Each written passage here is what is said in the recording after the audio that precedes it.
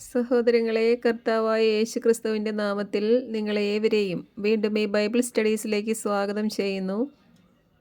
നമ്മൾ ഡിസ്പെൻസേഷൻസിനെ പറ്റി അല്ലെങ്കിൽ വിവിധ കാലങ്ങളിൽ ദൈവം അനുവദിച്ച വിവിധ രക്ഷാവ്യവസ്ഥകളെ പറ്റിയാണ് ഇപ്പോൾ പഠിച്ചുകൊണ്ടിരിക്കുന്നത്. ആദ്യത്തെ 4 ഡിസ്പെൻസേഷൻസിനെ പറ്റിയാണ് കഴിഞ്ഞ ക്ലാസ്സുകളിൽ നമ്മൾ പഠിച്ചത്. ഇതിൽ 4-മത്തെ ഡിസ്പെൻസേഷൻ അബ്രാഹത്തെ ദൈവം പ്രത്യേകമായി തിരഞ്ഞെടുത്ത് പരിച്ഛേദിതരെന്നും അപരിച്ഛേദിതരെന്നും ലോകജനത്തെ രണ്ടായി തിരിക്കുന്നതോടെ ആരംഭിക്കുന്ന ഒരു ഡിസ്പെൻസേഷൻ ആണെന്ന് നമ്മൾ മനസ്സിലാക്കി. പരിച്ഛേദിതരും യഹൂദരുമായ അവർക്കായി ദൈവം പ്രത്യേകമായി നൽകിയ ഈ ഡിസ്പെൻസേഷനെ അവർ കണ്ടിന്യൂലി തിരസ്കരിച്ചപ്പോൾ ആ ഡിസ്പെൻസേഷൻ പിന്നീടത്തേക്ക് നീട്ടിവെച്ചുകൊണ്ടാണ് പൗലോസിലൂടെ ഇപ്പോൾ നടന്നുകൊണ്ടിരിക്കുന്നതും അപരിച്ഛേദിതരും വിജാതിയരുമായ നമുക്കുള്ളതുമായ ഈ കൃപയുടെ സുവിശേഷ ഡിസ്പെൻസേഷൻ ദൈവം ആരംഭിച്ചിരിക്കുന്നത്. ഇനി ഇന്നത്തെ ക്ലാസ്സിൽ നമ്മൾ പഠിക്കാൻ പോകുന്നത് പരിച്ഛേദിതരായ അവരുടെ ആ ഡിസ്പെൻസേഷൻ്റെ ഉള്ളിൽ അവരുടെ ലംഘനങ്ങൾ മൂലം അവർക്ക് സംഭവിച്ച ചില വ്യവസ്ഥാ മാറ്റങ്ങളെ പറ്റിയാണ്. അതിനുശേഷം നമുക്ക് 5-മത്തെ ഡിസ്പെൻസേഷനിലേക്ക് പോകാം. 4-മത്തെ ഡിസ്പെൻസേഷനായ പരിച്ഛേദിതർക്കുള്ള ഡിസ്പെൻസേഷൻ ഉൽപ്പത്തി 12-ാം അധ്യായത്തിൽ ദൈവം അബ്രാഹത്തെ വിളിക്കുന്നത് മുതൽ ആരംഭിക്കുന്ന ഡിസ്പെൻസേഷനാണ്. അവരോട് ദൈവം എന്തൊക്കെ വാഗ്ദാനങ്ങളും ഉടമ്പടികളുമാണ് നൽകിയിട്ടുള്ളത്, എന്തുകൊണ്ടാണ് അവരുടെ ആ വാഗ്ദത്ത ദൈവരാജ്യം വരുന്നു എന്ന് സ്നാപക യോഹന്നാനും യേശുക്രിസ്തുവും 12 അപ്പോസ്തലന്മാരും പ്രസംഗിച്ചിട്ട് ഇതുവരെയും അത് വരാത്തത് എന്നെല്ലാമാണ് ഇനി നമ്മൾ മനസ്സിലാക്കാൻ പോകുന്നത്. ഉൽപ്പത്തി പുസ്തകം 12-ാം അധ്യായത്തിലാണ് ദൈവം അബ്രാഹത്തെ വിളിക്കുന്നത്. അന്ന് മുതൽ അവരുടെ ചരിത്രം ആരംഭിക്കുകയാണ്. അബ്രാഹത്തെ വിളിക്കുമ്പോൾ തന്നെ, അതായത് അബ്രാഹം ഒരു സ്റ്റെപ്പ് പോലും മുന്നോട്ട് വയ്ക്കുന്നതിന് മുൻപ് തന്നെ ദൈവം അബ്രാഹത്തിന് ചില വാഗ്ദാനങ്ങൾ നൽകുകയാണ്. എന്തൊക്കെയാണ് ആ വാഗ്ദാനങ്ങൾ? കഴിഞ്ഞ ക്ലാസ്സിൽ നമ്മളത് പറഞ്ഞതാണ്, എങ്കിലും ഒരിക്കൽ കൂടി പറയാം. നീ നിന്റെ ദേശത്തെയും പിതൃഭവനത്തെയും ബന്ധുജനങ്ങളെയും വിട്ട് ഞാൻ കാണിച്ചു തരുന്ന ദേശത്തേക്ക് പോവുക. ഞാൻ നിന്നെ വലിയൊരു ജനതയാക്കും, ഞാൻ നിന്നെ അനുഗ്രഹിക്കും, നിന്റെ പേര് മഹത്തമമാക്കും, നീ ഒരു അനുഗ്രഹമായിരിക്കും, നിന്നെ അനുഗ്രഹിക്കുന്നവരെ ഞാൻ അനുഗ്രഹിക്കും, നിന്നെ ശപിക്കുന്നവരെ ഞാൻ ശപിക്കും, നിന്നിലൂടെ ഭൂമുഖത്തെ വംശങ്ങളെല്ലാം അനുഗ്രഹീതമാകും. ഇത്രയും വാഗ്ദാനങ്ങളാണ് വിളിക്കുന്ന സമയത്ത് തന്നെ ദൈവം അബ്രാഹത്തിന് നൽകുന്നത്. ഇവിടെ അബ്രാഹത്തെ ദൈവം വിളിക്കുന്നതേയുള്ളൂ. അബ്രാഹം ഒരു സ്റ്റെപ്പ് പോലും മുന്നോട്ട് വയ്ക്കുകയോ എന്തെങ്കിലും പ്രവൃത്തി ചെയ്യുകയോ ചെയ്തിട്ടില്ല. അതിനു മുൻപാണ് ദൈവം അബ്രാഹത്തിന് ഇങ്ങനെ ചില വാഗ്ദാനങ്ങൾ നൽകുന്നത്. അബ്രാഹം ദൈവം പറഞ്ഞ ഈ കാര്യങ്ങളെല്ലാം വിശ്വസിച്ചു. മറുചോദ്യങ്ങളൊന്നുമില്ലാതെ ദൈവം കൽപ്പിച്ചതനുസരിച്ച് തൻ്റെ ദേശത്തോടും പിതൃഭവനത്തോടും വിട പറഞ്ഞു പോകുന്ന ഒരു അബ്രാഹത്തെയാണ് തൊട്ടടുത്ത വാക്യത്തിൽ നമ്മൾ കാണുന്നത്. ഇതാണ് അബ്രാഹം ദൈവത്തിൽ വിശ്വസിച്ചു. എവിടേക്കാണ് പോകേണ്ടതെന്ന് അറിയാതെയാണ് അബ്രാഹം പുറപ്പെട്ടത്. അബ്രാഹത്തിൻ്റെ വിശ്വാസം അവന് നീതിയായി കണക്കിട്ടു എന്ന് എഴുതിയിരിക്കുന്നത്.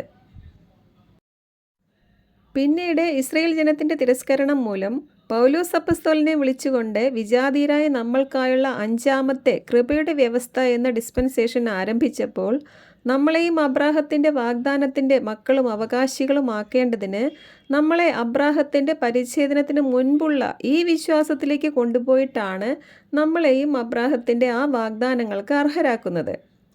ഇക്കാര്യങ്ങളാണ് ഒരു വിദഗ്ധ ശില്പിയെ പോലെ പൗലോസ് അപ്പസ്തോലൻ റോമാലേഖനത്തിൽ വിവരിക്കുന്നത്. വളരെ ശ്രദ്ധയോടെ കേട്ടാൽ മാത്രമേ ഈ ഡിസ്പെൻസേഷണൽ ചേഞ്ചസും ദൈവം എന്തൊക്കെയാണ് ചെയ്തുകൊണ്ടിരിക്കുന്നതെന്നും നമ്മൾ എങ്ങനെയാണ് ഈ ദൈവിക വാഗ്ദാനങ്ങളുടെ കൂട്ടവകാശികളാകുന്നതെന്നും എല്ലാം മനസ്സിലാവുകയുള്ളൂ. അതായത് വാഗ്ദാനം ലഭിച്ചത് അബ്രാഹത്തിനും അബ്രാഹത്തിൻ്റെ സന്തതിക്കുമായിട്ടുമാണ്. നമ്മളെ അബ്രാഹത്തിൻ്റെ സന്തതികളാക്കിയാൽ മാത്രമേ നമുക്കും അബ്രാഹത്തിൻ്റെ ഈ സന്തതിയുടെ വാഗ്ദാനങ്ങൾക്ക് യോഗ്യരാകാൻ കഴിയുകയുള്ളൂ. അതുകൊണ്ടാണ് നമുക്കുള്ള ഫണ്ടമെൻ്റൽ ഡോക്ട്രിനൽ ബുക്കായ റോമാലേഖനത്തിൻ്റെ 4-ാം അധ്യായത്തിൽ നമ്മളെയും അബ്രാഹത്തിൻ്റെ വാഗ്ദാനത്തിന് യോഗ്യരാക്കേണ്ടതിന് നമ്മളെ അബ്രാഹത്തിൻ്റെ പരിച്ഛേദനത്തിന് മുൻപുള്ള വിശ്വാസത്തിലേക്ക് പൗലോസ് അപ്പസ്തോലൻ കൊണ്ടുപോകുന്നത്. അബ്രാഹത്തെ ഇങ്ങനെ വിളിച്ച ശേഷം ഉൽപ്പത്തി പുസ്തകത്തിൻ്റെ 12-ാം അധ്യായം മുതൽ പിന്നീട് എന്തൊക്കെയാണ് സംഭവിക്കുന്നത്? ദൈവം അബ്രാഹത്തിന് വീണ്ടും പ്രത്യക്ഷപ്പെടുകയും ആകാശത്തിലെ നക്ഷത്രങ്ങൾ പോലെയും ഭൂമിയിലെ മണൽത്തരി പോലെയും അബ്രാഹത്തിന് സന്തതികൾ വർദ്ധിക്കുമെന്നും അബ്രാഹത്തിൻ്റെ സന്താന പരമ്പരയ്ക്ക് ഈജിപ്ത് നദി മുതൽ മഹാനദിയായ യൂഫ്രട്ടീസ് നദി വരെയുള്ള സ്ഥലങ്ങൾ നൽകിയിരിക്കുന്നു എന്നും ഉടമ്പടി ചെയ്യുകയും ചെയ്തു. വീണ്ടും അബ്രാഹത്തിന് 99 വയസ്സായപ്പോൾ ദൈവം വീണ്ടും പ്രത്യക്ഷപ്പെടുകയാണ്. എന്നിട്ട് എന്താണ് ദൈവം ചെയ്തത്? ദൈവം അബ്രാഹത്തിൻ്റെ അബ്രാം എന്ന അദ്ദേഹത്തിൻ്റെ പഴയ പേര് മാറ്റുകയും അനവധി ജനതകളുടെ പിതാവ് എന്നർത്ഥമുള്ള അബ്രാഹം എന്നാക്കുകയും അബ്രാഹവുമായി പരിച്ഛേദനം എന്ന ഉടമ്പടി ചെയ്യുകയും ചെയ്തു.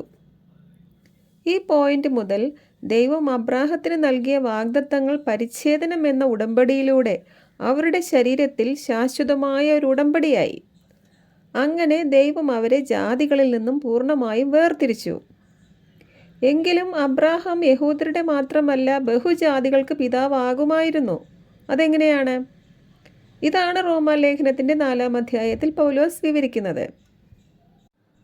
അതായത് അബ്രാഹത്തിൻ്റെ പരിച്ഛേദനത്തിൻ്റെ മക്കളാണ് ഇസഹാക്ക് മുതലുള്ള സന്തതി പരമ്പര, അതായത് യഹൂദജനം. എന്നാൽ നമ്മൾ അബ്രാഹത്തിൻ്റെ വിശ്വാസത്തിൻ്റെ മക്കളാണ്. അതായത് നമ്മൾ വിശ്വാസത്താൽ നീതീകരിക്കപ്പെടുന്നു. എന്നാൽ ഇസ്രയേൽ ജനമോ പരിച്ഛേദനത്താലും ന്യായപ്രമാണത്താലും അതോടൊപ്പം ക്രിസ്തുവിലുള്ള വിശ്വാസത്താലുമാണ് അവർ നീതീകരിക്കപ്പെടുന്നത്. ഇതാണ് പരിച്ഛേദനക്കാർക്കുള്ള സുവിശേഷവും അപരിച്ഛേദിതരായ നമുക്കുള്ള സുവിശേഷവും തമ്മിലുള്ള പ്രധാന വ്യത്യാസം. പൗലോസ് വീണ്ടും പറയുന്നു, വാഗ്ദാനം നൽകപ്പെട്ടത് വിശ്വാസത്തിൻ്റെ അടിസ്ഥാനത്തിലാണ്. അതായത് പരിച്ഛേദനം സ്വീകരിക്കുന്നതിന് മുൻപാണ് അബ്രാഹാം ദൈവത്തിൽ വിശ്വസിച്ചതും അവൻ്റെ വിശ്വാസം അവന് നീതിയായി പരിഗണിക്കപ്പെട്ടു എന്ന് എഴുതിയിരിക്കുന്നതും. അങ്ങനെ അപരിച്ഛേദിതരും ബഹുജാതികളുമായ നമ്മളെയും അബ്രാഹത്തിൻ്റെ പരിച്ഛേദനത്തിൻ്റെ മുൻപുള്ള വിശ്വാസത്തിലേക്ക് കൊണ്ടുപോയി നമ്മളെ അബ്രാഹത്തിൻ്റെ മക്കളും വിശുദ്ധരുടെ സഹപൗരരും ദൈവഭവനത്തിലെ അംഗങ്ങളുമാക്കുകയാണ്. നമ്മളിപ്പോൾ വിശുദ്ധരുടെ സഹപൗരരും ദൈവഭവനത്തിലെ അംഗങ്ങളുമായിരിക്കുന്നു എന്ന് പറഞ്ഞാൽ ആരായിരുന്നു ഇതിനു മുൻപ് വിശുദ്ധരെന്നും വിശുദ്ധ ജനമെന്നും എല്ലാം വിളിക്കപ്പെട്ടിരുന്നത്? അത് യഹൂദരെയാണ്. അന്ന് നമ്മൾ യഹൂദ ജനതയോട് യാതൊരു ബന്ധവും ഇല്ലാതിരുന്നവരാണ്. എന്നാൽ നമ്മൾ ഇപ്പോൾ ക്രിസ്തുവിലൂടെ അബ്രാഹത്തിൻ്റെ മക്കളും ദൈവഭവനത്തിലെ അംഗങ്ങളുമായിരിക്കുകയാണ്, വിശുദ്ധരുടെ സഹപൗരരായിരിക്കുകയാണ്. ദൈവഭവനത്തിലെ അംഗങ്ങൾ എന്ന് പറഞ്ഞാൽ എന്താണ് ദൈവഭവനം? എൻ്റെ പിതാവിൻ്റെ ഭവനമെന്ന യേശുക്രിസ്തുവും സ്വർഗീയ ജെറുസലേം സിറ്റി നമ്മുടെ അമ്മയും നമ്മൾ അവളുടെ മക്കളുമാണ് എന്ന് പൗലോസും പറഞ്ഞ സ്വർഗീയ ജെറുസലേം സിറ്റി തന്നെ. ആ ദൈവഭവനത്തിൽ വെച്ചാണ് കാലത്തിൻ്റെ പൂർണ്ണതയിൽ, കാലസമ്പൂർണതയിലെ ആ വ്യവസ്ഥയിൽ ഓരോ ഡിസ്പെൻസേഷനിലെയും രക്ഷിക്കപ്പെട്ട എല്ലാവരും ക്രിസ്തുവിൽ വീണ്ടും ഒന്നാകാൻ പോകുന്നത്. ശ്രദ്ധിക്കുക, ആദത്തെയും ഹവ്വയെയും രണ്ടാക്കിയത് എന്തിനു വേണ്ടിയായിരുന്നു? വീണ്ടും ഒന്നാക്കാൻ വേണ്ടിയായിരുന്നു. ഒന്നാകലിൻ്റെ സന്തോഷം അവരെ അറിയിക്കാൻ വേണ്ടിയാണ് അവരെ രണ്ടാക്കിയത്. ആരംഭത്തിലെ തന്നെ അവസാനത്തിൽ എന്താണ് സംഭവിക്കാൻ പോകുന്നത് എന്ന് ദൈവം അവിടെ അറിയിക്കുകയാണ്. അതുപോലെ തന്നെയാണ് ഒന്നാകലിൻ്റെ സന്തോഷം നമ്മളെ എല്ലാവരെയും അറിയിക്കേണ്ടതിന് വേണ്ടിയാണ് നമ്മളെ ആദ്യം ഇവിടുന്ന് സ്വർഗത്തിലേക്ക് കൊണ്ടുപോകുന്നത്. 1000 ആണ്ടിന് ശേഷം സ്വർഗീയ ജെറുസലേം സിറ്റിയിൽ തിരിച്ചു വന്ന് ഒന്നാകാൻ വേണ്ടി, ഒന്നാകലിൻ്റെ സന്തോഷം നമ്മളെ അറിയിക്കാൻ വേണ്ടി. ഇതാണ് ദൈവത്തിൻ്റെ എറ്റേണൽ പർപ്പസ്. ആ എറ്റേണൽ പർപ്പസിന് വേണ്ടിയാണ് ദൈവം നമ്മളെ മുൻ നിയമിച്ചതും ഇതെല്ലാം ചെയ്തുകൊണ്ടിരിക്കുന്നതെന്നും ആദ്യത്തെ ക്ലാസ്സിൽ തന്നെ നമ്മൾ പറഞ്ഞതോർക്കുക. എന്നാൽ സ്വർഗീയ ജെറുസലേം സിറ്റിയിൽ നമുക്ക് യാതൊരു പങ്കാളിത്തവുമില്ല, അത് യഹൂദർക്കുള്ളതാണ് എന്ന് പഠിപ്പിക്കുന്നവരുമുണ്ട്. ദൈവത്തിൻ്റെ എറ്റേണൽ പർപ്പസ് അല്ലെങ്കിൽ അനാദി നിർണയം എന്താണെന്നും ദൈവം എന്തിനു വേണ്ടിയാണ് ഇങ്ങനെ വിവിധ ഡിസ്പെൻസേഷൻസിലൂടെ അനവധി ആൾക്കാരെ രക്ഷിച്ചുകൊണ്ടിരിക്കുന്നതെന്നും ഒക്കെ മനസ്സിലാകാത്തത് കൊണ്ടാണ് അവരങ്ങനെ പഠിപ്പിക്കുന്നത്. സോ ഇക്കാര്യങ്ങളെല്ലാം കുറച്ചു പേർക്കെങ്കിലും ശരിയായി മനസ്സിലാക്കാൻ വേണ്ടിയാണ് ഈ ഡിസ്പെൻസേഷണൽ സ്റ്റഡീസ് നമ്മൾ ആരംഭിച്ചിരിക്കുന്നത്. അപ്പോൾ ഉൽപ്പത്തി പുസ്തകത്തിൽ ഈ വാഗ്ദാനം അബ്രാഹത്തിന് നൽകേണ്ടതിനാണ് ജാതികളായി പിരിഞ്ഞുപോയ നോഹയുടെ മക്കളിൽ നിന്നും അബ്രാഹത്തെ ദൈവം വിളിച്ച് വേർതിരിക്കുന്നത്. ശേഷം അബ്രാം എന്ന അദ്ദേഹത്തിൻ്റെ പേര് തന്നെയും അബ്രാഹം എന്ന് മാറ്റിക്കൊണ്ട് ദൈവം പരിച്ഛേദിതർ എന്നൊരു പുതിയ ജനത്തെയും ഇസ്രയേൽ എന്നൊരു പുതിയ രാജ്യത്തെയും രൂപീകരിക്കുകയാണ്. അവിടെയാണ് പരിച്ഛേദിതർക്കുള്ള ആ സുവിശേഷം, ആ ഡിസ്പെൻസേഷൻ ആരംഭിച്ചത്. എന്നാൽ സത്യത്തിൽ പരിച്ഛേദനം ആരംഭിക്കുന്നതിന് മുൻപേ തന്നെ വിശ്വാസത്താൽ നീതീകരിക്കപ്പെടുന്ന നമുക്കുള്ള സുവിശേഷത്തിന് ദൈവം അവിടെ അടിസ്ഥാനമിട്ടിരുന്നു. അതുകൊണ്ടാണ് റോമാലേഖനം ആരംഭിക്കുമ്പോൾ തന്നെ ഈ സുവിശേഷം വിശുദ്ധ ലിഖിതങ്ങളിൽ പ്രവാചകന്മാർ മുഖേന ദൈവം മുൻകൂട്ടി വാഗ്ദാനം ചെയ്തിട്ടുള്ളതാണ് എന്ന് പൗലോസ് പറയുന്നത്. എന്താണ് പ്രവാചകന്മാർ വഴി മുൻകൂട്ടി എഴുതിയിരുന്ന സുവിശേഷം? അതാണ് 17-ാം വാക്യത്തിൽ പറയുന്നത്, നീതിമാൻ വിശ്വാസത്താൽ ജീവിക്കും എന്ന് എഴുതിയിരിക്കുന്നുവല്ലോ. അപ്പോൾ എന്താണ് എഴുതിയിരുന്നത്? വിശ്വാസത്താലുള്ള നീതീകരണത്തെക്കുറിച്ചാണ് എഴുതിയിരുന്നത്. വിശ്വാസത്താലുള്ള നീതീകരണമാണ് പൗലോസിൻ്റെ സുവിശേഷം. അപ്പോൾ പിന്നെ എന്താണ് പൗലോസിന് ഇപ്പോൾ വെളിപ്പെട്ടതെന്ന് പറയുന്നത്? ഈ വിശ്വാസത്താലുള്ള നീതീകരണം നമുക്ക് ലഭിക്കുന്നത് ക്രിസ്തുവിലുള്ള വിശ്വാസത്തിലൂടെയാണ്. ഇതാണ് ഇപ്പോൾ വെളിപ്പെട്ടത്. അതുകൊണ്ടാണ് ഈ സുവിശേഷത്തെയും ഇതിൻ്റെ രഹസ്യങ്ങളെയും ദൈവത്തിൻ്റെ ഹിഡൻ വിസ്ഡം അല്ലെങ്കിൽ മിസ്റ്ററീസ് എന്ന് പറയുന്നത്. ഈ 4-ാമത്തെയും 5-ാമത്തെയും ഡിസ്പെൻസേഷണൽ ചേഞ്ചസ്, അതായത് പരിച്ഛേദിതർക്കുള്ള സുവിശേഷവും അപരിച്ഛേദിതർക്കുള്ള സുവിശേഷവും തമ്മിലുള്ള വ്യത്യാസം പലർക്കും ഇനിയും മനസ്സിലായിട്ടില്ലാത്തതിനാൽ ഈ ക്ലാസ് ഇത് രണ്ടിൻ്റെയും ഒരു കമ്പാരിസൺ സ്റ്റഡി കൂടി ആയിരിക്കും. അതുകൊണ്ട് ശ്രദ്ധിക്കുക, ഉൽപ്പത്തി പുസ്തകത്തിൽ അബ്രാം എന്ന അദ്ദേഹത്തിൻ്റെ പേര് അബ്രാഹം എന്നാക്കി മാറ്റിക്കൊണ്ട് പരിച്ഛേദിതർക്കുള്ള ഡിസ്പെൻസേഷൻ ആരംഭിച്ചതുപോലെ തന്നെ അവരുടെ തിരസ്കാരം മൂലം അവരുടെ ആ ഡിസ്പെൻസേഷൻ പിന്നീടത്തേക്ക് മാറ്റിവെച്ചുകൊണ്ട് പൗലോസിനെ വിളിച്ച് വേർതിരിക്കുമ്പോൾ അവിടെയും ഇങ്ങനെയൊരു പേരുമാറ്റം സംഭവിക്കുന്നത് നമുക്ക് കാണാം. 5-ാമത്തെ ഈ ഡിസ്പെൻസേഷണൽ ചേഞ്ചിനായി പൗലോസിനെ കർത്താവ് വിളിക്കുന്നത് അപ്പോസ്തല പ്രവൃത്തികൾ 9-ാം അധ്യായത്തിലാണ്. ശേഷം അപ്പോസ്തല പ്രവൃത്തികൾ 13-ാം അധ്യായത്തിലേക്ക് എത്തുമ്പോൾ സാവൂൾ എന്ന അദ്ദേഹത്തിൻ്റെ പഴയ ഹെബ്രായ നാമം മാറ്റി അപ്പോൾ മുതൽ അദ്ദേഹത്തിൻ്റെ ഗ്രീക്ക് പേരായ പൗലോസ് എന്ന പേരിലേക്കും വിജാതിയരുടെ അടുക്കിലേക്കും അദ്ദേഹം മാറ്റപ്പെടുകയാണ്. അതായത് ജാതികളായി പിരിഞ്ഞുപോയ നോഹയുടെ മക്കളിൽ നിന്നും അബ്രാഹത്തെ വിളിച്ച് വേർതിരിച്ചുകൊണ്ട് അദ്ദേഹത്തിൻ്റെ പേര് അബ്രാഹാം എന്നാക്കിക്കൊണ്ട് ഇസ്രയേൽ എന്നൊരു പുതിയ രാജ്യത്തെ ദൈവം രൂപീകരിക്കുകയാണ്. പരിച്ഛേദിതർ എന്നൊരു പുതിയ ജനത്തെ ദൈവം രൂപീകരിക്കുകയാണ്. എന്നാൽ ഇവിടെ അപ്പോസ്തല പ്രവൃത്തികളിൽ ഹെബ്രായനായ യഹൂദനായ സാവൂൾ എന്ന മനുഷ്യനെ അദ്ദേഹത്തിൻ്റെ പേര് മാറ്റിക്കൊണ്ട് അദ്ദേഹത്തിൻ്റെ ഗ്രീക്ക് നാമമായ പൗലോസ് എന്ന പേരിലേക്ക് മാറ്റിക്കൊണ്ട് അദ്ദേഹത്തെ വിജാതിയരുടെ അപ്പോസ്തലനാക്കുകയാണ്. അപ്പോസ്തല പ്രവൃത്തികൾ 13-ാം അധ്യായം മുതൽ സാവൂൾ എന്ന പൗലോസിൻ്റെ ഹെബ്രായ നാമം മാറുകയും അദ്ദേഹം പരിച്ഛേദിതരിൽ നിന്നും അപരിച്ഛേദിതരായ വിജാതിയരിലേക്ക് തിരിയുന്നു എന്ന് അദ്ദേഹം യഹൂദർക്ക് 3 പ്രാവശ്യം വാണിംഗ് നൽകുകയും ചെയ്യുന്നുണ്ട്. പൗലോസ് അപ്പോസ്തലൻ്റെ വിളി തന്നെ ഇതിനു വേണ്ടിയായിരുന്നു. ഇങ്ങനെ സാവൂൾ എന്ന അദ്ദേഹത്തിൻ്റെ പേര് പൗലോസ് എന്ന് മാറുന്ന സമയം മുതൽ ഭൂമിയുടെ അതിർത്തികൾ വരെ രക്ഷ വ്യാപിപ്പിക്കേണ്ടതിന് വിജാതിയർക്കൊരു ദീപമായി നിന്നെ ഞാൻ സ്ഥാപിച്ചിരിക്കുന്നു എന്ന് കർത്താവ് പൗലോസിനോട് പറഞ്ഞ കൽപ്പന പൗലോസ് യഹൂദരെയും ജാതികളെയും അറിയിക്കുകയാണ്. ഇത് കേട്ട വിജാതിയർ സന്തോഷഭരിതരായി കർത്താവിൻ്റെ ഈ കൽപ്പനയെ പ്രകീർത്തിക്കുകയും നിത്യജീവന് നിയോഗം ലഭിച്ചവരെല്ലാം വിശ്വസിക്കുകയും ചെയ്തു എന്നെഴുതിയിരിക്കുന്നു. എന്നാൽ യഹൂദർ എന്താണ് ചെയ്തത്? യഹൂദർ പൗലോസിനെതിരെയും പൗലോസിൻ്റെ കൂടെയുള്ളവർക്കെതിരെയും പീഡനങ്ങൾ ഇളക്കിവിട്ട് അവരെ ആ നാട്ടിൽ നിന്ന് തന്നെയും പുറത്താക്കുകയാണ്. അങ്ങനെ ലോകത്തിൻ്റെ അതിർത്തികൾ വരെയുള്ള വിജാതിയരിലേക്ക് പൗലോസിൻ്റെ സുവിശേഷ യാത്ര ആരംഭിക്കുകയായിരുന്നു. അപ്പോസ്തല പ്രവൃത്തികൾ അവസാന അധ്യായമായപ്പോഴേക്ക് യഹൂദർ പൗലോസിനെ കൊല്ലാൻ വേണ്ടി അറസ്റ്റിലാക്കുകയും പൗലോസ് കൊല്ലപ്പെടാൻ പോവുകയുമാണ്. അതോടെ യഹൂദർക്കിടയിലുള്ള കൃപയുടെ സുവിശേഷ പ്രസംഗങ്ങൾ നിൽക്കുകയും പൗലോസിൻ്റെ സുവിശേഷം ലോകമെങ്ങും യാത്ര ചെയ്യാൻ പോവുകയുമായിരുന്നു. കൃപയുടെ സുവിശേഷത്തിൻ്റെ ഈ വിജയകരമായ യാത്രയാണ് വെളിപ്പാട് പുസ്തകത്തിൻ്റെ 1-ാം മുദ്രയിലെ വെള്ളക്കുതിരക്കാരൻ്റെ യാത്രയിലൂടെ കാണിക്കുന്നത്. ഇക്കാര്യങ്ങൾ നമ്മൾ നേരത്തെ ഡീറ്റെയിൽ ആയി വെളിപ്പാട് പുസ്തക പഠന ക്ലാസ്സുകളിൽ പഠിച്ചതാണ്. എന്നാൽ ഓരോ ഡിസ്പെൻസേഷൻ്റെയും ഒടുവിൽ ആ ഡിസ്പെൻസേഷനിലെ ദൈവവ്യവസ്ഥകൾ ജനങ്ങൾ തിരസ്കരിക്കും. അപ്പോഴാണ് ദൈവം ആ ഡിസ്പെൻസേഷൻ അല്ലെങ്കിൽ ആ ദൈവവ്യവസ്ഥ നിർത്താൻ പോകുന്നത്. അതുകൊണ്ടാണ് അന്ന് സന്തോഷത്തോടെ കൃപയുടെ സുവിശേഷം സ്വീകരിച്ച വിജാതിയർ ഇന്ന് അതിനെ കൂട്ടമായി തിരസ്കരിച്ചുകൊണ്ടിരിക്കുന്നത്. അതായത് ഇത് നിൽക്കാൻ കാലമായിരിക്കുന്നു, റാപ്ചർ നടക്കാൻ കാലമായിരിക്കുന്നു, കൃപായുഗം തീരാറായിരിക്കുന്നു. കൃപായുഗത്തിൽ നിന്നും മഹോപദ്രവ കാലത്തിലേക്കുള്ള ഒരു ട്രാൻസിഷൻ ടൈമിലാണ് നമ്മളിപ്പോൾ ജീവിച്ചുകൊണ്ടിരിക്കുന്നത്.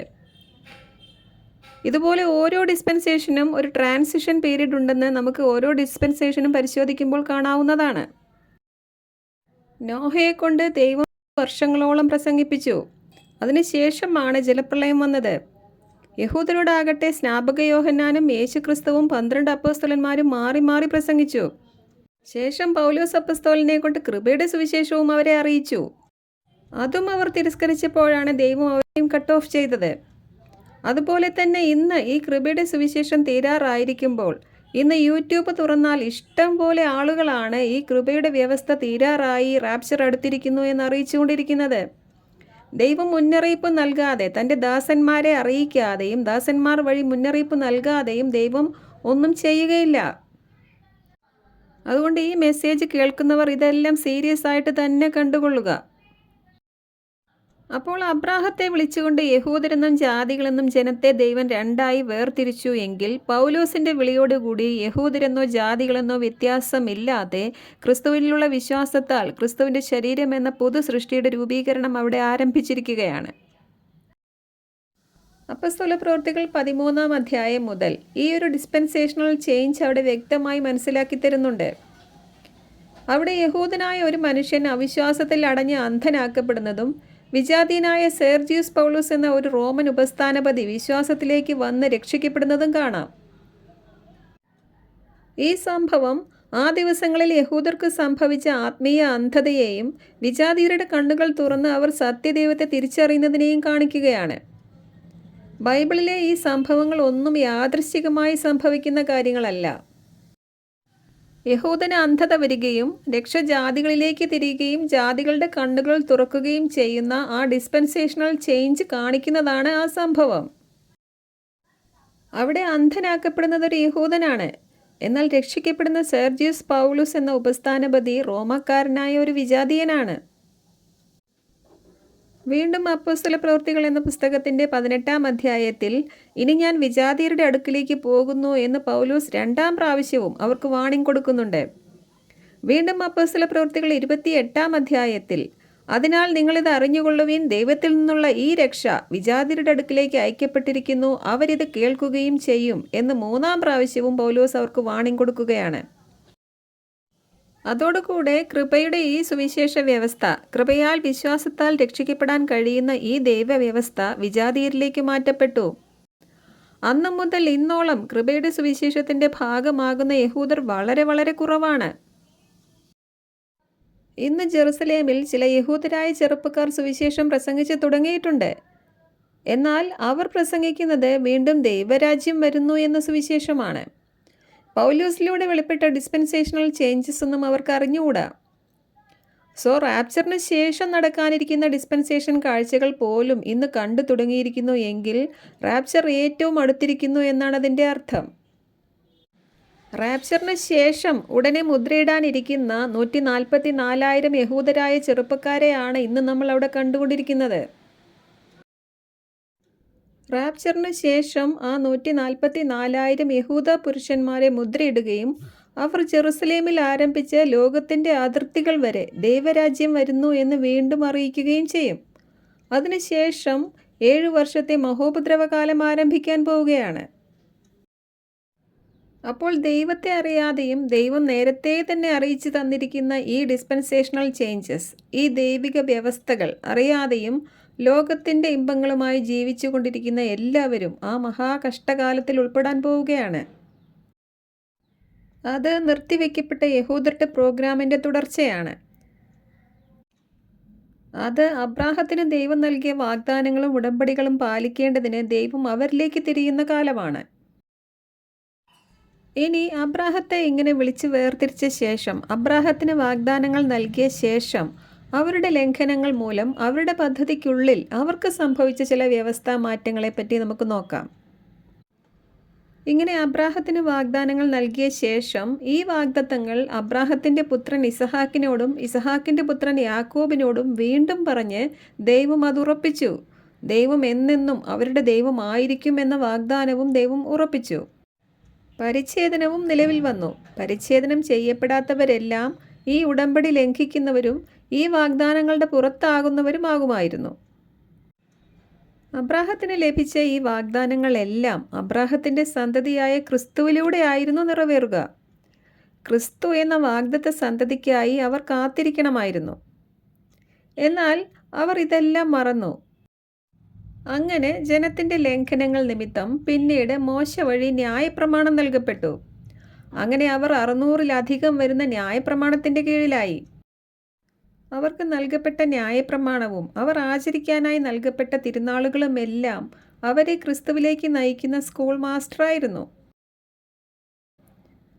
അങ്ങനെ വാഗ്ദത്തം എന്ന ദൈവവ്യവസ്ഥ ലംഘിച്ചവർ അവരുടെ ആ ലംഘനങ്ങൾ നിമിത്തം ന്യായപ്രമാണം എന്ന ദൈവവ്യവസ്ഥയ്ക്ക് കീഴിലായി. അങ്ങനെ നിങ്ങൾ എൻ്റെ വാക്ക് കേൾക്കുകയും എൻ്റെ ഉടമ്പടി പാലിക്കുകയും ചെയ്താൽ നിങ്ങൾ എല്ലാ ജനങ്ങളിലും വെച്ച് എനിക്ക് ഏറ്റവും പ്രിയപ്പെട്ട എൻ്റെ സ്വന്തം ജനമായിരിക്കും, നിങ്ങൾ എനിക്ക് പുരോഹിത രാജ്യവും വിശുദ്ധ ജനവുമായിരിക്കും എന്ന നിയമപ്രകാരമുള്ള ഒരു കണ്ടീഷണൽ ദൈവവ്യവസ്ഥയിലേക്ക് അവർ മാറ്റപ്പെട്ടു. ഇതേപ്പറ്റിയാണ് പൗലോസ് അപ്പസ്തോലൻ ഗലാത്യ ലേഖനത്തിൻ്റെ 3-ാം അധ്യായത്തിൽ പറയുന്നത്. വായിക്കാം 17-ാം വാക്യം. 430 വർഷങ്ങൾക്ക് ശേഷം നിലവിൽ വന്ന ന്യായപ്രമാണം ദൈവം പണ്ടുതന്നെ സ്ഥിരീകരിച്ച വാഗ്ദത്തത്തെ നീക്കിക്കളയത്തക്ക വിധം അസാധുവാക്കുകയില്ല. എന്തെന്നാൽ പാരമ്പര്യ അവകാശം നിയമത്തിൽ നിന്നാണ് ലഭിക്കുന്നത് എങ്കിൽ അതൊരിക്കലും വാഗ്ദാനത്തിൽ നിന്നായിരിക്കുകയില്ല. എന്നാൽ ദൈവം അബ്രാഹത്തിനത് നൽകിയത് വാഗ്ദാനം വഴിയാണ്.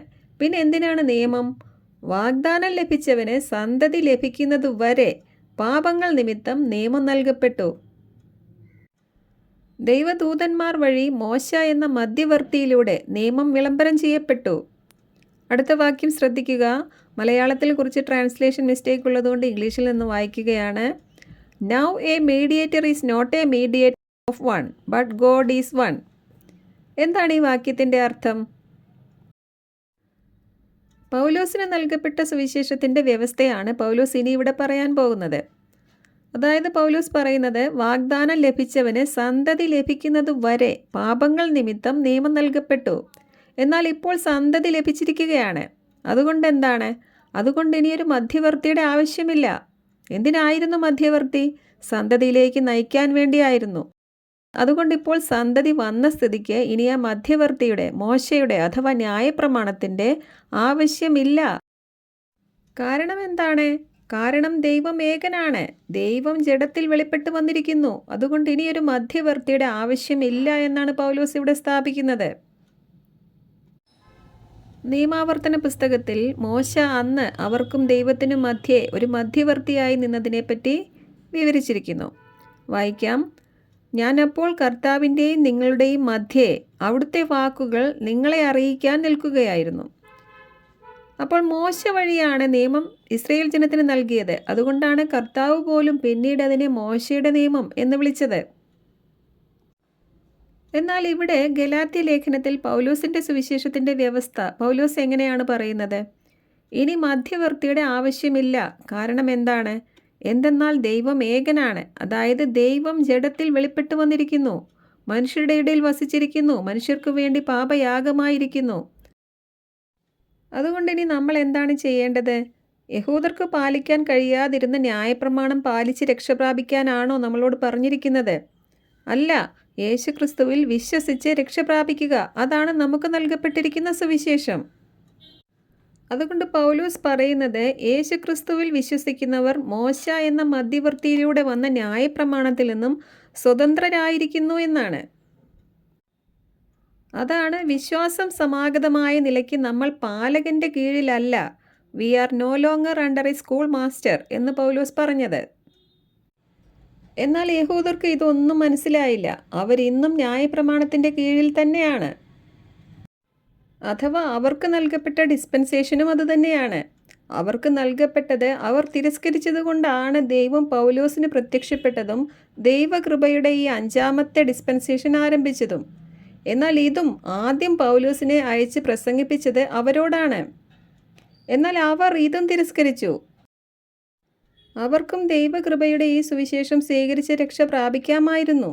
എന്നാൽ അവർ അത് തിരസ്കരിക്കുകയാണ് ചെയ്തത്. അതുകൊണ്ട് ഇനി അവർക്ക് അവരുടെ വാഗ്ദാനങ്ങൾ പ്രാപിക്കണമെങ്കിൽ ദൈവകൃപയുടെ ഈ സുവിശേഷം വിജാതീയരുടെ പൂർണ്ണ സംഖ്യയോടെ തികഞ്ഞ് റാപ്ചറോടുകൂടി അവസാനിക്കണം.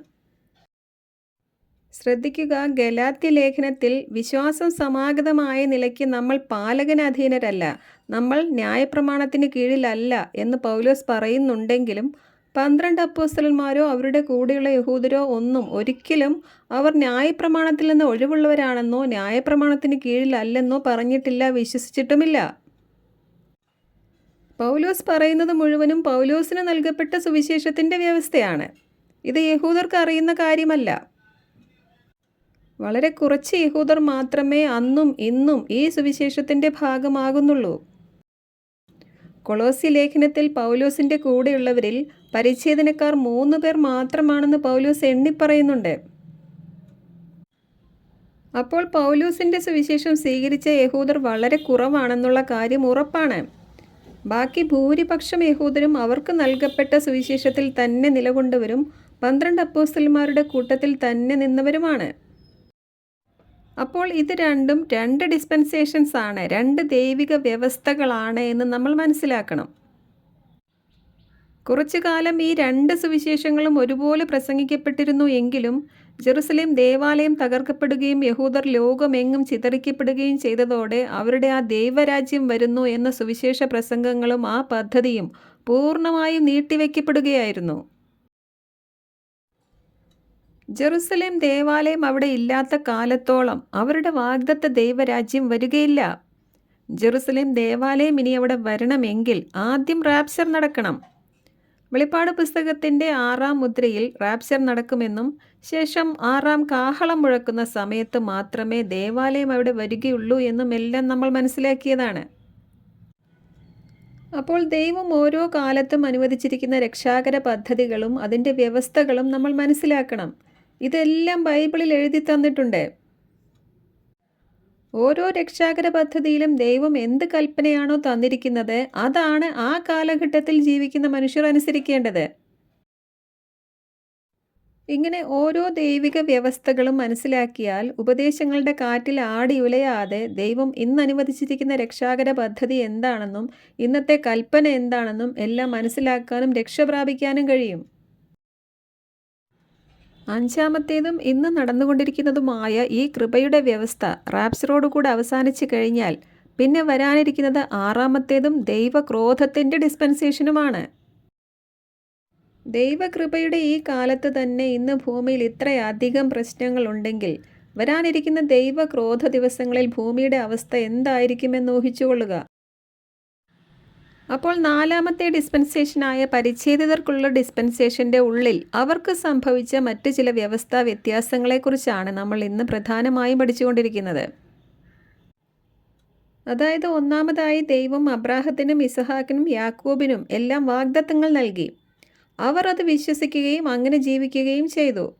എന്നാൽ യാക്കോബിൻ്റെ 12 മക്കളുടെയും അവരുടെ മക്കളുടെയും കാലമായപ്പോഴേക്ക് അവരുടെ ലംഘനങ്ങൾ നിമിത്തം ദൈവം അവർക്ക് ന്യായപ്രമാണം നൽകി.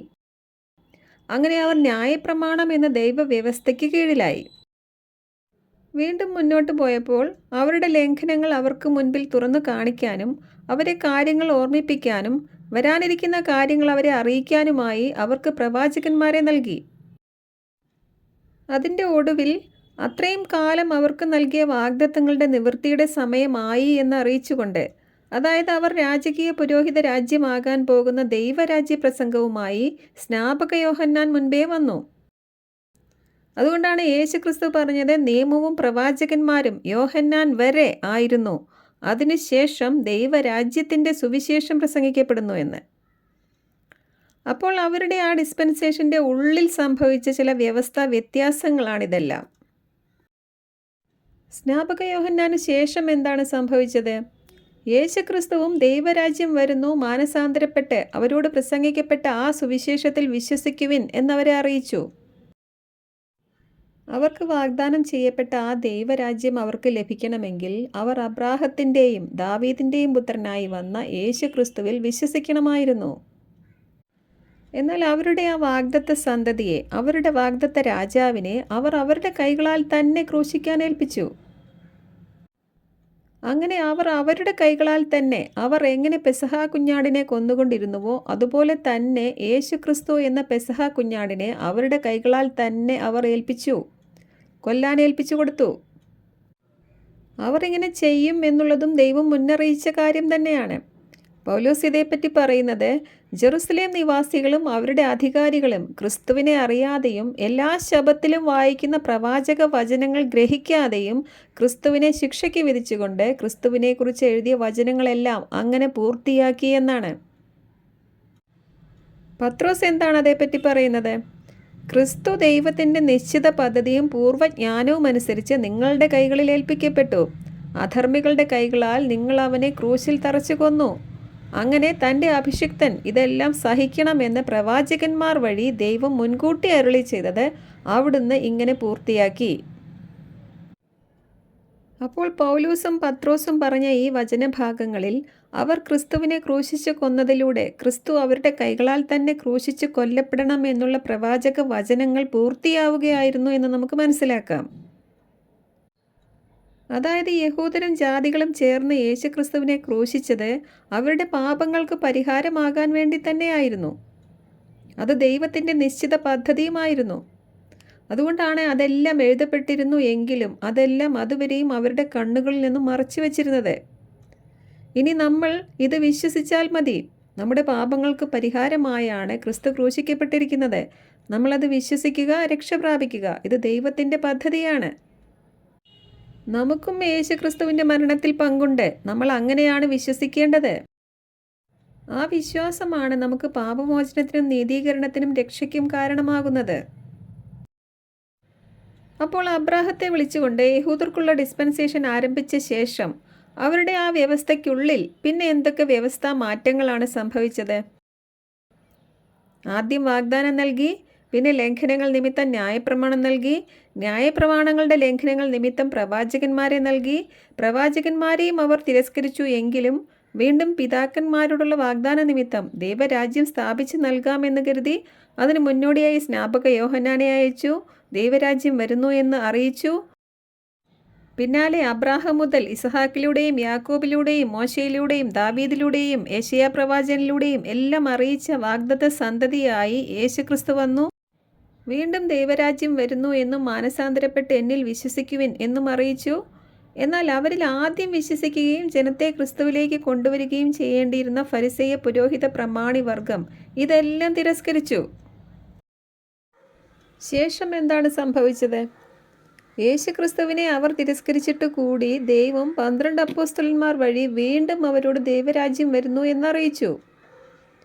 എന്നാൽ പരിശുദ്ധാത്മാവിനാൽ നിറഞ്ഞ അവരെയും അവർ പീഡിപ്പിക്കാനും കൊല്ലാനും തുടങ്ങിയപ്പോഴാണ് അപ്പോസ്തല പ്രവൃത്തികൾ 9-ാം അധ്യായത്തിൽ സ്വർഗാരോഹണം ചെയ്ത ക്രിസ്തു പൗലോസിന് പ്രത്യക്ഷപ്പെടുന്നത്. അപ്പോൾ മുതൽ ദൈവത്തിൻ്റെ ഹൃദയത്തിൽ യുഗങ്ങളോളം നിഗൂഢമായിരുന്നതും യഹൂദർക്ക് മനസ്സിലാക്കാനും വിശ്വസിക്കാനും പ്രയാസമുള്ളതും ലോകത്തെ കീഴ്മേൽ മറിക്കുന്നതുമായ ഒരു കൃപയുടെ സുവിശേഷം ഓപ്പൺ ചെയ്യപ്പെടുകയായിരുന്നു. ഈ ഡിസ്പെൻസേഷണൽ ചേഞ്ച് സംഭവിക്കുന്നിടത്തെല്ലാം നമ്മൾ ആദ്യത്തെ ക്ലാസ്സുകളിൽ പറഞ്ഞ 6 കൂട്ടം കാര്യങ്ങൾ നിവൃത്തിയാകുന്നതും ശ്രദ്ധിക്കുക. അതുപോലെ തന്നെ ഇവിടെയെല്ലാം ദൈവത്തിൻ്റെ ദീർഘക്ഷമയും മനസ്സിലാക്കുക. അങ്ങനെ യഹൂദരുടെ തുടർച്ചയായ തിരസ്കരണം മൂലം അബ്രാഹത്തിൽ നിന്ന് ആരംഭിച്ചതും യഹൂദർക്ക് പ്രത്യേകമായി അനുവദിച്ചതുമായ 4ാമത്തെ ആ ഡിസ്പെൻസേഷൻ അവിടം മുതൽ നീട്ടിവെക്കപ്പെട്ടു. പൗലോസിന് കർത്താവ് പ്രത്യക്ഷപ്പെട്ടത് മുതൽ യഹൂദനെന്നും ജാതിയെന്നും വ്യത്യാസമുള്ള ആ യുഗം അവസാനിക്കുകയും യഹൂദനെന്നോ ജാതിയെന്നോ വ്യത്യാസമില്ലാത്ത ഒരു കൃപായുഗം ദൈവം ആരംഭിക്കുകയും ചെയ്തു. എന്നാൽ റാപ്ചറിന് ശേഷം നീട്ടിവെക്കപ്പെട്ട അവരുടെ പ്രോഗ്രാമാണ് റീസ്റ്റാർട്ട് ആവുന്നതെന്നും അന്ന് യഹൂദനെന്നും ജാതിയെന്നും വ്യത്യാസം വീണ്ടും കൽപ്പിക്കുമെന്നും ഉള്ള കാര്യം കൂടി ഓർക്കുക. അപ്പോൾ 12 അപ്പോസ്തലന്മാർ പ്രസംഗിച്ച കാര്യങ്ങളല്ല പൗലോസ് അപ്പോസ്തലൻ പ്രസംഗിക്കുന്നതെന്നും പൗലോസിൻ്റെ വിളി തന്നെ മറ്റൊരു കൃപായുഗത്തിൻ്റെ ആരംഭത്തിന് വേണ്ടി ആയിരുന്നു എന്ന് മനസ്സിലാക്കണം. സ്നാപക യോഹന്നാനും കർത്താവായ യേശുക്രിസ്തുവും 12 അപ്പോസ്തലന്മാരും പ്രസംഗിച്ച ദൈവരാജ്യത്തിൻ്റെ വരവിന് കാലതാമസം വന്നിരിക്കുന്നു എന്നും ലോകാരംഭം മുതൽ മറഞ്ഞുകിടന്നിരുന്ന ഒരു മർമ്മത്തിൻ്റെ വ്യവസ്ഥ എല്ലാവരെയും അറിയിക്കേണ്ടതിന് അതെന്നെ ഫലമേൽപ്പിച്ചിരിക്കുന്നു എന്നുമാണ് പൗലോസ് പ്രസംഗിച്ചത്. ഈ ദൈവകൃപയുടെ ഡിസ്പെൻസേഷന് ഒരു വിദഗ്ധ ശില്പിയെപ്പോലെ പൗലോസ് അടിസ്ഥാനമിടുകയും ചെയ്തു. ഇതാണ് a dispensation of the grace of God is given to me to you ward എന്ന് പൗലോസ് അപ്പസ്തോലൻ പറഞ്ഞത്. ഈ സുവിശേഷവും ആദ്യം യഹൂദരോടാണ് പൗലോസിനെ കൊണ്ട് പ്രസംഗിപ്പിച്ചത്. എന്നാൽ യഹൂദർ ഈ സൗജന്യ രക്ഷയും തിരസ്കരിക്കുകയായിരുന്നു. അങ്ങനെയാണ് അപ്പസ്തോല പ്രവൃത്തികൾ 13-ാം അധ്യായത്തിലും 18-ാം അധ്യായത്തിലും ഒടുവിൽ 28-ാം അധ്യായത്തിലും യഹൂദർക്ക് വാണിംഗ് കൊടുത്തുകൊണ്ട് ഈ രക്ഷ വിജാതീയരിലേക്ക് പൂർണ്ണമായും വന്നത്. കൃപയുടെ അപ്പസ്തോലനായ പൗലോസിനെ കൂടെ അവർ കൊല്ലാൻ ഏൽപ്പിച്ചതോടെ പിന്നാലെ അവർക്ക് ജെറുസലേം ദേവാലയവും നഷ്ടപ്പെട്ടു, ഇസ്രയേൽ എന്ന രാജ്യം തന്നെയും നഷ്ടപ്പെട്ടു. ഇന്നവർക്ക് ഇസ്രയേൽ എന്ന രാജ്യം തിരിച്ചു കിട്ടിയെങ്കിൽ, ദേവാലയം അവർ അവിടെ പണിയും എന്നതിൻ്റെ ആരംഭ പ്രവൃത്തികൾ അവിടെ കാണുന്നു എങ്കിൽ, ഈ കൃപയുടെ ഡിസ്പെൻസേഷൻ തീരാറായി എന്ന് നമ്മൾ മനസ്സിലാക്കണം. രക്ഷ വിജാതിയരിൽ നിന്നും യഹൂദരിലേക്ക് തിരിച്ചു പോകാൻ സമയമായിരിക്കുന്നു. അതായത് റോമാലേഖനം 11-ാം അധ്യായത്തിൽ പൗലോസ് അറിയിച്ച മുന്നറിയിപ്പും പ്രവചനവും ഇന്ന് നിവൃത്തിയായിക്കൊണ്ടിരിക്കുകയാണ്. ആ മിസ്റ്ററി ഇന്ന് നിവൃത്തിയായിക്കൊണ്ടിരിക്കുന്നു. അന്ന് പൗലോസ് അപ്പസ്തോലൻ വീണ്ടും വീണ്ടും യഹൂദർക്ക് മുന്നറിയിപ്പ് നൽകിയതുപോലെ ഈ ക്ലാസ്സുകളെല്ലാം ഇവിടെ ജാതികൾക്കുള്ള മുന്നറിയിപ്പുകളാണ്. യഹൂദർക്ക് സംഭവിച്ചതെല്ലാം ജാതികൾക്ക് ദൃഷ്ടാന്തത്തിനായിട്ടാണ് എഴുതിയിരിക്കുന്നത് എന്ന് വചനത്തിൽ അറിയിക്കുന്നു. അപ്പോൾ യഹൂദർ അവരോട് പ്രസംഗിക്കപ്പെട്ട സുവിശേഷം തിരസ്കരിച്ചതിനാൽ അവർക്ക് ചരിത്രത്തിലുടനീളം ഇത്രയേറെ കഷ്ടങ്ങൾ അനുഭവിക്കാനിടയായി എങ്കിൽ, ഈ കൃപയുടെ സുവിശേഷം ഇപ്പോൾ തിരസ്കരിച്ചു കൊണ്ടിരിക്കുന്ന ജാതികൾ അതിലേറെ കഷ്ടപ്പെടാനും നെട്ടോട്ടം ഓടാനും ഇടയാകുമെന്ന കാര്യത്തിൽ യാതൊരു സംശയവുമില്ല. കർത്താവ് ഗംഭീരനാദത്തോടെ വരികയും 2000 വർഷത്തെ കൃപായുഗ വിശ്വാസികൾ ഉയർക്കുകയും നമ്മൾ രൂപാന്തരപ്പെടുകയും ചെയ്യുന്ന ആ ദിവസം തന്നെ ഇവിടെ ശേഷിക്കാൻ പോകുന്നവർക്ക് ഒരു ഭീകര ദിവസമായിരിക്കും. രക്ഷിക്കപ്പെട്ട നമ്മൾക്കത് സന്തോഷത്തിൻ്റെ ദിവസമാണെങ്കിൽ, ഇവിടെ ശേഷിക്കാനിരിക്കുന്നവർക്ക് അതൊരു ഭീകര ദിവസം തന്നെയായിരിക്കും. ആ ദിവസം ഭൂവാസികൾ എല്ലാവരും ഭയപ്പെടുന്ന രംഗങ്ങളാണ് 6-ാം മുദ്രയിൽ വിവരിച്ചിരിക്കുന്നത്. അതുമാത്രമല്ല, അന്നു മുതൽ ലോകാരംഭം മുതൽ ഇന്നേ വരെ കണ്ടിട്ടില്ലാത്ത ഭീകര കഷ്ടങ്ങൾ ഭൂമിയിൽ സംഭവിക്കും.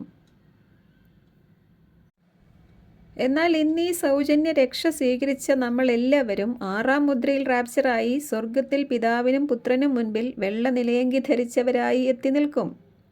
ആ ദിവസം അടുത്തടുത്ത് വരുന്നു എന്ന് മനസ്സിലാക്കി ഈ ഡിസ്പെൻസേഷണൽ ചേഞ്ചസ് എല്ലാം ശ്രദ്ധിച്ച് ഒരുക്കമുള്ളവരായിരിക്കുക. അപ്പോൾ 4-ാമത്തെ ഡിസ്പെൻസേഷൻ അബ്രാഹത്തെ വിളിച്ച് വേർതിരിച്ചതോടെ ആരംഭിച്ച പരിച്ഛേദിതർക്കുള്ള ഡിസ്പെൻസേഷനാണ്. എന്നാൽ അവരുടെ തുടർച്ചയായ തിരസ്കാരം മൂലം പൗലോസിനെ വിളിച്ച് വേർതിരിച്ചുകൊണ്ട് ആരംഭിച്ചിരിക്കുന്ന ഈ കൃപായുഗം അപരിച്ഛേദിതരായ നമുക്കുള്ള ഡിസ്പെൻസേഷനാണ്. 5-ാമത്തേതും ഇപ്പോൾ നടന്നുകൊണ്ടിരിക്കുന്നതുമായ ഈ കൃപയുടെ സുവിശേഷ വ്യവസ്ഥയുടെ കൂടുതൽ കാര്യങ്ങളുമായി അടുത്ത ക്ലാസ്സിൽ വീണ്ടും കാണാം. ദൈവം ഏവരെയും അനുഗ്രഹിക്കട്ടെ. ആമേൻ.